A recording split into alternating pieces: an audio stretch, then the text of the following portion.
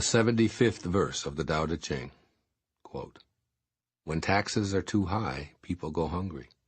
When the government is too intrusive, people lose their spirit. Act for the people's benefit. Trust them. Leave them alone." Unquote. Living by demanding little.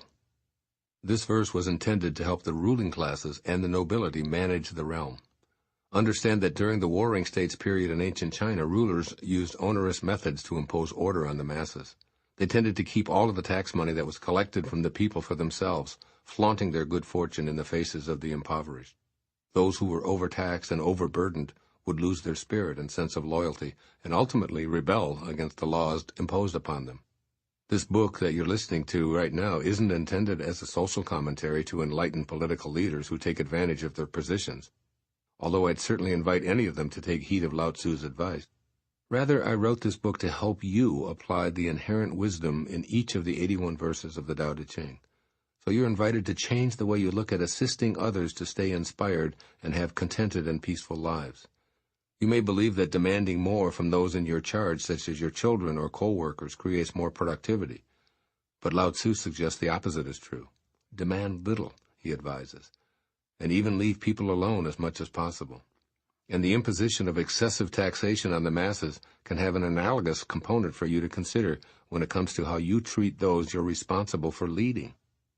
Government officials often vote to raise more and more money for pet projects and even their own personal benefits simply because they have the authority to do so. Since they're in charge of lawmaking, they write rules that allow them to be abusive toward the very people who pay their salaries and provide them with all of their benefits.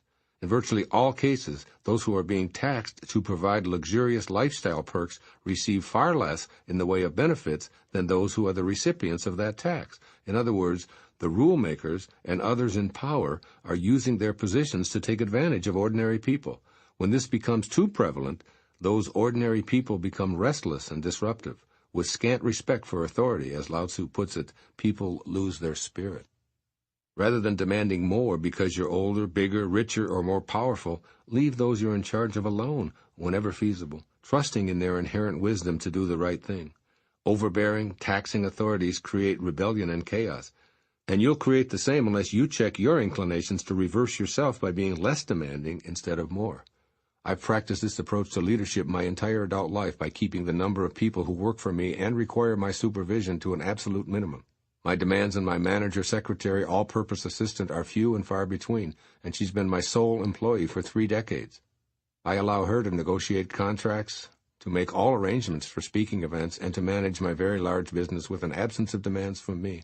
I don't tell her what time to come to work, what to wear, or how to talk to people, and my reward for being a boss with minimal demands is someone who's fiercely loyal, who can be depended on to do the right thing, who loves her job, and who is indispensable to me. I behave the same way toward my editor, who has also been with me for 30-plus years. I write from my heart, allowing the words to flow onto the page, and then I send it to her. I trust this woman implicitly and allow her to do whatever she incarnated to do with no demands from me. My reward for being non-intrusive is to have my books beautifully and professionally polished. My editor and I also enjoy a loving, peaceful relationship, with both of us content and proud of the work we were destined to produce. While what I'm describing may seem impossible to you, it can absolutely be attained when you trust in the Tao to manage all of the details of both your professional and personal life. The following is what Lao Tzu urges you to take from this 75th verse of the Tao Te Ching, which was originally intended for leaders of countries, but is applicable to everyone in a supervisory or parental role. First, don't overtax yourself. Lao Tzu's reminder that excessive taxation will lead to a loss of spirit applies to you as well. If you weigh yourself down with excessive demands, you'll wear yourself out or develop symptoms of depression, anxiety, worry, heart disease, or any number of physical ailments.